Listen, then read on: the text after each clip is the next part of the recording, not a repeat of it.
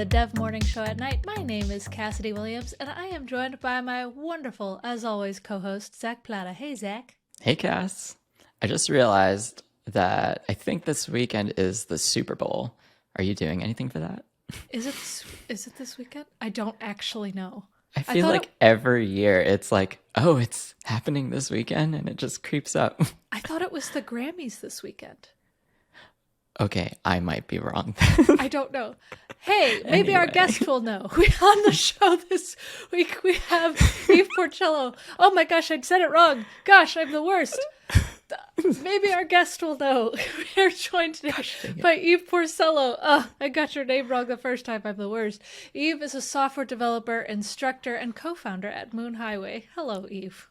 Hello. Sorry about that. I think it's great. And if you offered me $5,000 and said, what's this weekend? I would say, I have no idea. I wouldn't know. So I'm very sorry that I can't add value. Great. I'm glad we're all on the same page of being really cultured people. Absolutely. Yeah. Always. Sports. Yeah. And sports and music.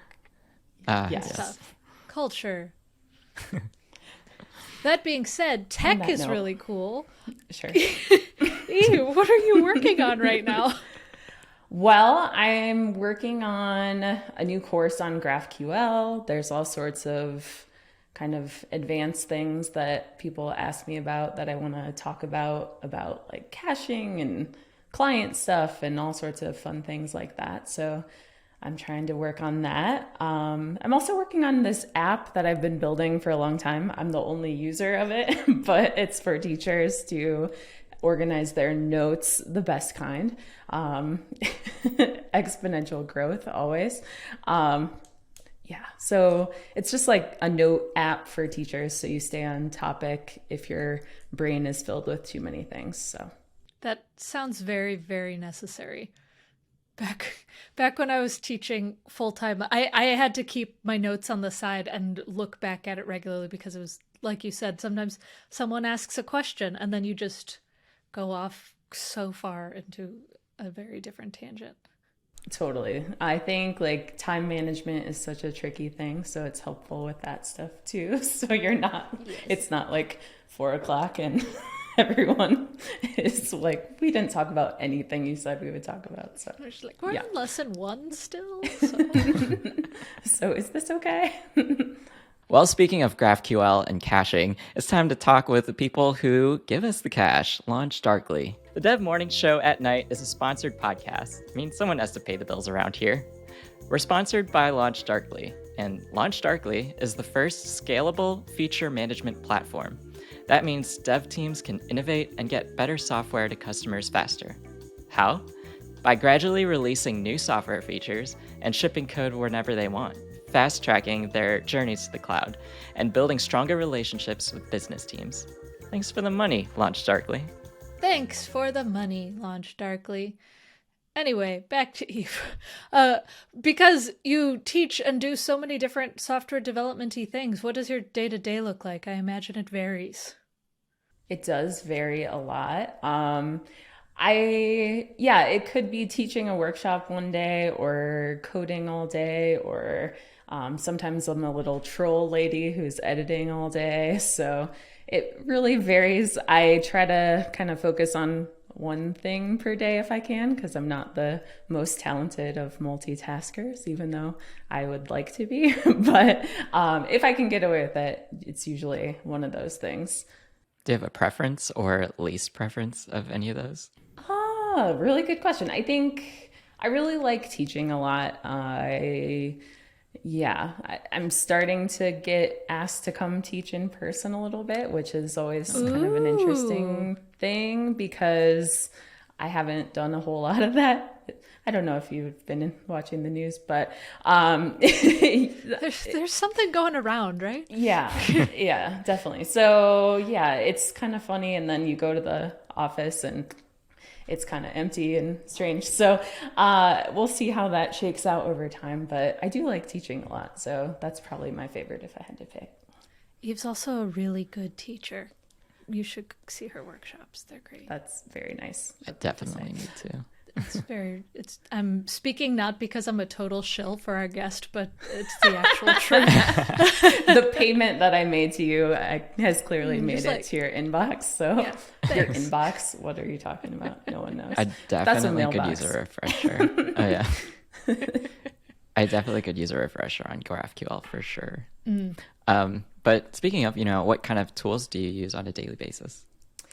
I use a lot of ScreenFlow for recording things and a lot of VS Code. I use React and Node and GraphQL most of the time. I use Apollo client and server mainly, but I have been playing around with Relay as they become more of a thing that people are using and asking questions about. And then Rust as well. So I feel like that's something people are, the old thing where everyone is rebuilding everything that is JavaScript in Rust. So they call me and ask me questions that I'm starting to learn the answers to. So yeah. Wow. The move to Rust has been very interesting to witness, and I have not learned any of it yet, but I feel like I need to catch this hype train while it's still like early in the days before it leaves the station or whatever the phrase is. Yeah, it's kind of fun. It's I feel like I just moved into a new house too, and there's all sorts of like IoT applications that you can get into with Rust, and Nice. I just want to build dumb stuff for my house to like annoy my husband and cats. So I feel like I will go that route as well. I feel like that's the perfect application of it. Of course. Yeah. What got Some you- might disagree, but go ahead. But how many of them are there compared to everyone else in the world? 3 Exactly. versus Yeah. You lost. Yeah. What got you in the industry in the first place? So I moved from Chicago to Seattle in 2010. Chicago, what's up? A long time ago. And Chicago is still my favorite city on earth. I think, the laws, you have to work somehow at Microsoft in some sort of way. So before I worked there, I was like, I don't know, cutting like a weird woman's bangs and like being her personal assistant, and I had no real job or job prospects. So I then got into like project management and content management through that, which then became more technical in wireframing and project planning, things of that nature. And then that became my interest in web development. So I just kind of needed a job. So that's where that all came from. Best way to do it, I guess. Needing Sure. employment. Yeah. And then I moved to Lake Tahoe in 2012, and there's really no jobs there, or at least there weren't at that time. And so I finally conceded to working in a family business with my husband. So he had worked as a web developer, and I was like, I guess you force my hand if I want to stay here. So there it is. I guess I like you enough to do this. I suppose, yeah.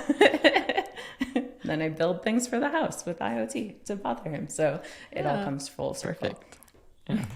That's awesome, though, that you both work together and are able to live where you want and kind of build what you want from home, too. Yeah. We had the luck of being proximate to the Bay Area from Tahoe. We've since moved to Oregon, which is kind of a fun little startup thing going on here too. So there's all sorts of, people doing cool little things here. So I think it's a good fit. I feel like there's a lot of little hubs in Oregon, like Portland and Bend and a bunch of different cities with like decent tech companies. Or I shouldn't say all tech companies, I'm sure, are decent in some way, but like there's really large ones like Intel that have a big presence there, and then smaller ones like CodePen, for example. Totally. Exactly. So it's been fun to, I have no other choice at this point. So that's what we're doing. This is where we're I'm at. unemployable in other contexts. Yes. We'll have to lure you back to Chicago at some point then. Ooh. You might have a captive audience on that one for sure. We're aware of the winter. It's fine. Yeah, it's fine. All right. It is time for rapid fire questions. We're going to ask you questions rapidly. Let's go. Okay, the first one. We all have domain names or project ideas that we're squatting on. What's one of yours? I have an idea and the domain for JavaScript in the Wild, which is a coding educational show where you pretend to be solving coding problems while you're on a backpacking trip or a hiking excursion of some sort. And we've written the script for the first episode, but we just keep not doing it. So I decided, I think I can say that openly today to pressure myself to finish work. So Now everyone's going to be demanding it. Yes, it's in the open. That's a very That's an high amazing praise, but idea, though. Yeah. I think it would be funny because I even bought this laptop that's all like beat up. It looks like my laptop, but it's broken. And so it just sounds fun to like carry it out and drop it and then fix stuff. I don't know. Yeah. Someday. What is the most recent thing you over-optimized? The app I was telling you about before, the kind of teacher application, again, one user for this app at this moment. I built it using Apollo Federation, which is a way of scaling out your GraphQL microservices, which is very useless because there's one person using it. I was going to say, that's for big teams, isn't it? It is. It's for teams that are located all over the globe. When I talk about it, I'm like, this is great for your huge enterprise software solution. So I decided to roll that out in this app, but it's fun to play around with, and there's probably some sort of need for it, but over optimization is definitely the word on that for sure. That's amazing. And I appreciate when things scale that much just for yourself. Yeah. Yeah, I'm a demanding user, Cassidy, so it's like there's that running quote, it locally. Yeah. It's like that quote from The Office. There's a point where like Kelly Kapoor is saying like, oh, I manage the customer support department. And they're like, isn't that just you? And she's like, yes, but I'm not easy to manage. I forgot about that. Too real. Okay. What is your golden rule for coding and working in general?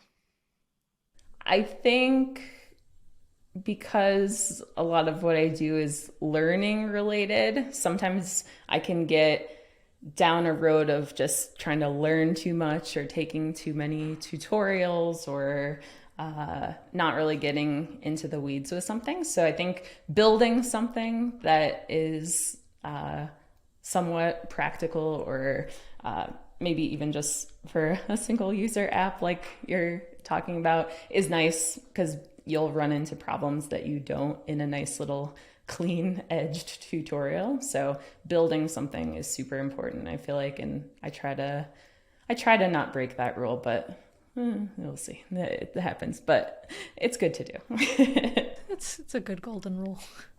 Totally. What is your favorite "it depends" question? Wow. Well, I'm a teacher, so I say it depends all the time to get me out of all sorts of pickles and situations. But I think the "it depends" I constantly talk about is like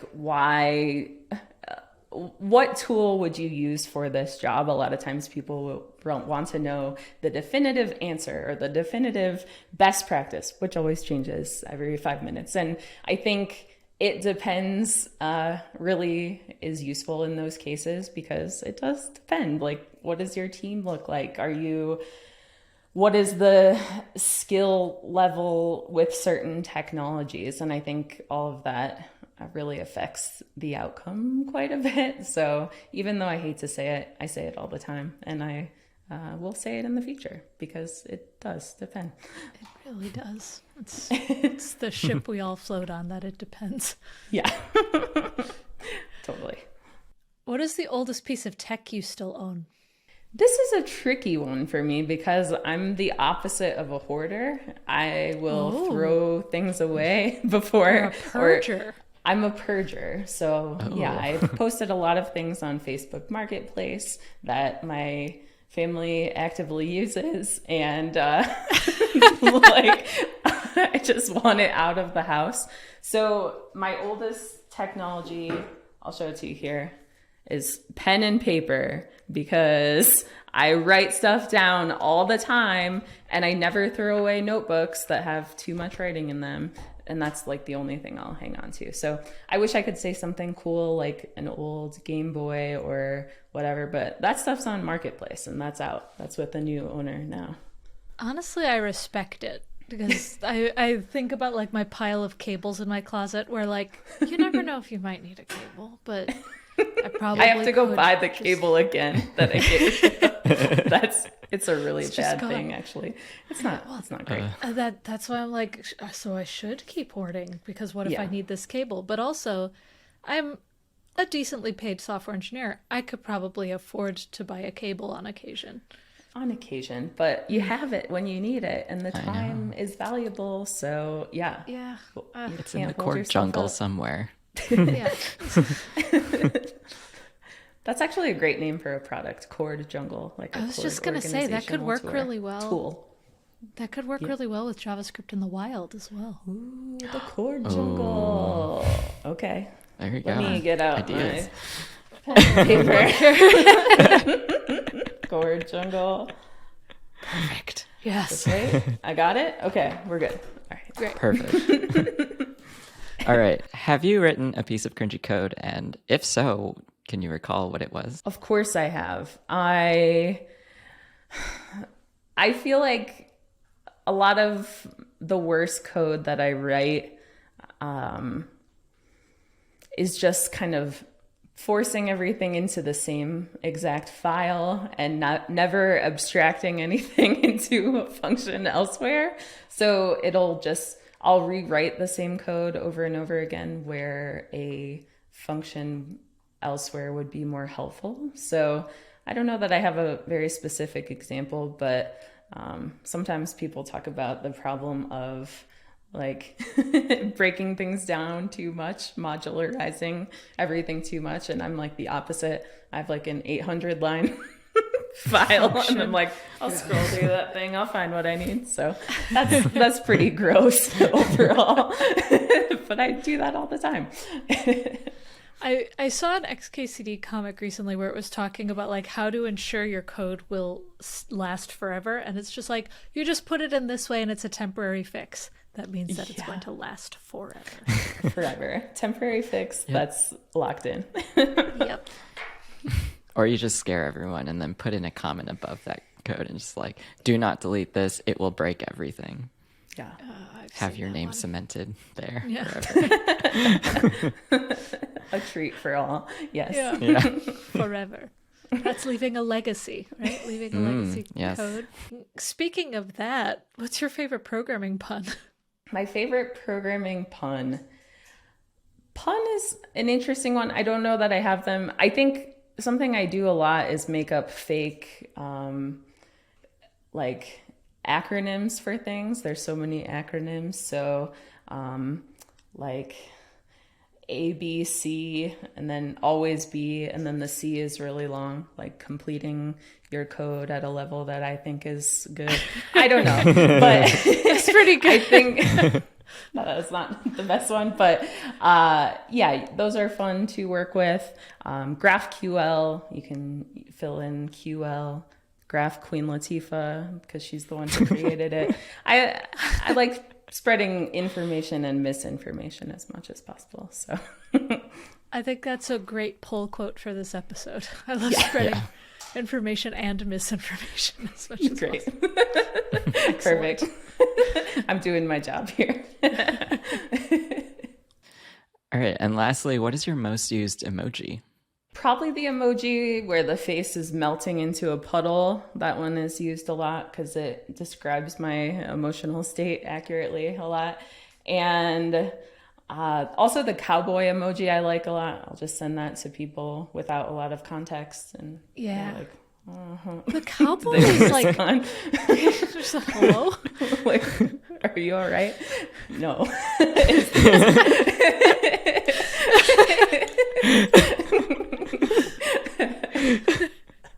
I do think it's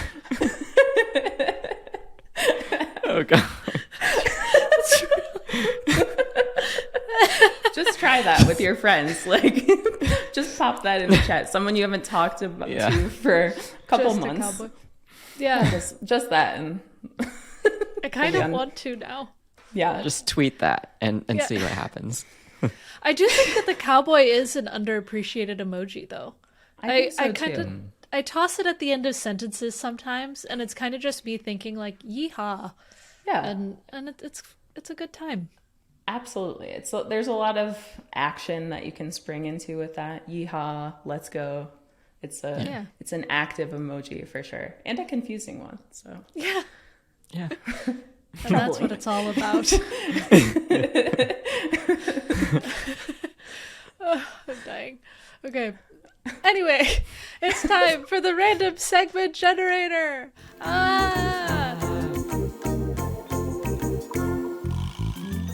Okay, we're going to ask you random things, and our first random segment is Dev Oops.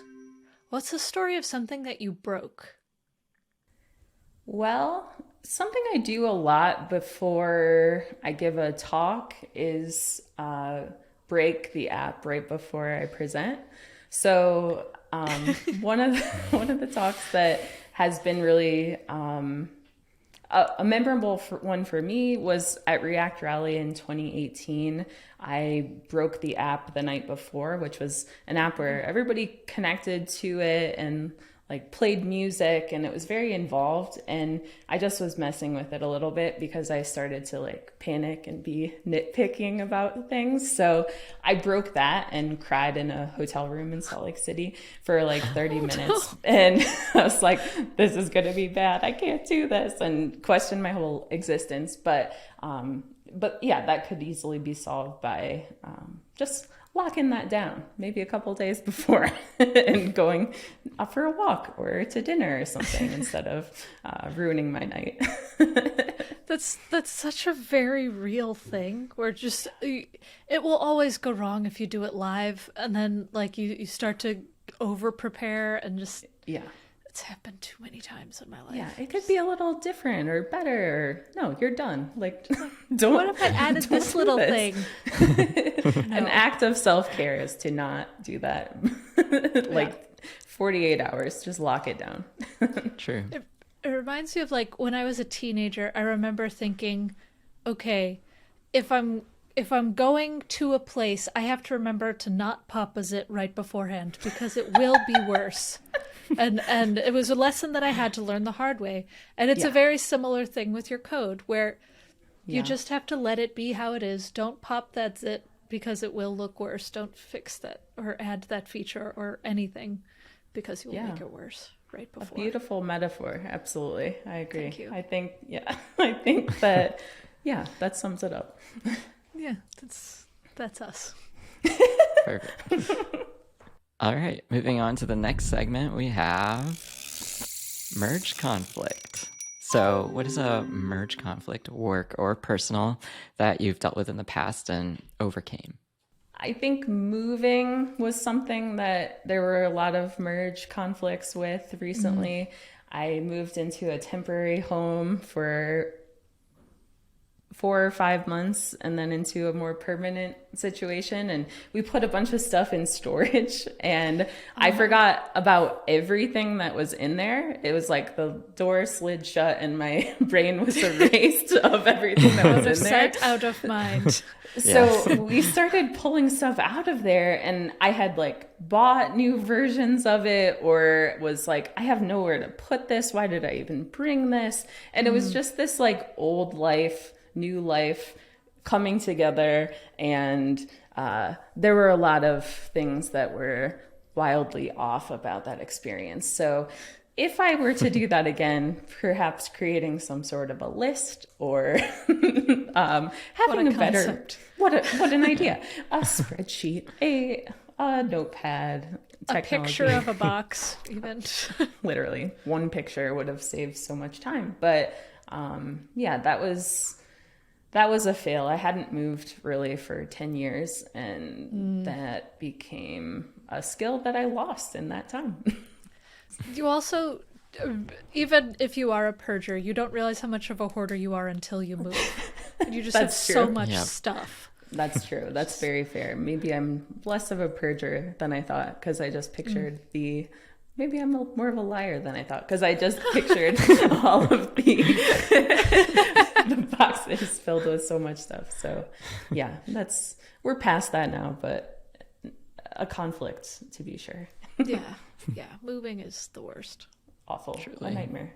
It really is. When I moved to Chicago, we also put stuff in storage, and we said we were only going to bring the essentials to our apartment until we moved into a more permanent place. And Yeah. I accidentally left my contact lenses and a bunch of bathroom stuff in the storage, but I did remember to take out the wig bin, and so I had all kinds of different wigs and hats and costumes, but I did not have contact lenses for about 8 months.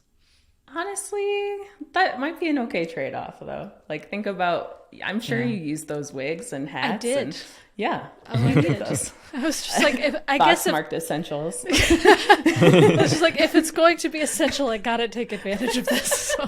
True. I cannot see. However, I look great. But I don't need Great to. and green. You're just like, ooh, my hair's tall today. I'd love Oh, to see gosh. that wig box, by the way. Unrelated. Oh, I'll pull it out sometime. Great. Maybe some good TikToks and stuff. Sure. All right, and this last segment is something you're proud of. What's something that you designed, created, built that you're proud of? Well, I made a class for Egghead.io on GraphQL, like the query language that came out in 2019.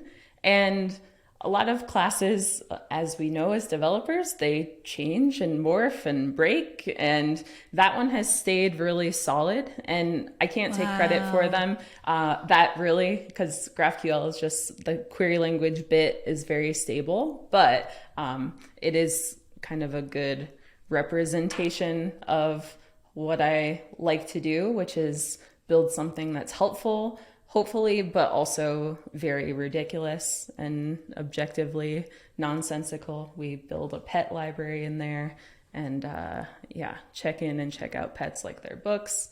That's nonsense, but the class is still working, and that's a good feeling. Sure. It was beautifully designed too. I remember when it came out, I think I zoomed in and out on the actual web page for it just repeatedly many times. Oh, that's nice of you to say. That's cool. I have nothing to do with that either, but Just Egghead, pretend that you did. hooking it up. It was all me. Everything is just me. No one You helps did it, me. Eve. Great No one's job, ever helped Eve. me. I'm on an island. I hope you cut out the part where I'm joking about that. She's We'll just put a cowboy emoji over it. yeah. Yeah. Sure. Oh gosh. Perfect. I'm still laughing about the crying emoji or the are you cowboy. okay and no with the cowboy emoji. I'm trying to contain myself. Woo! Okay. Okay. Ooh. Anyway, yeah. It is now time for Cassidy's sage advice.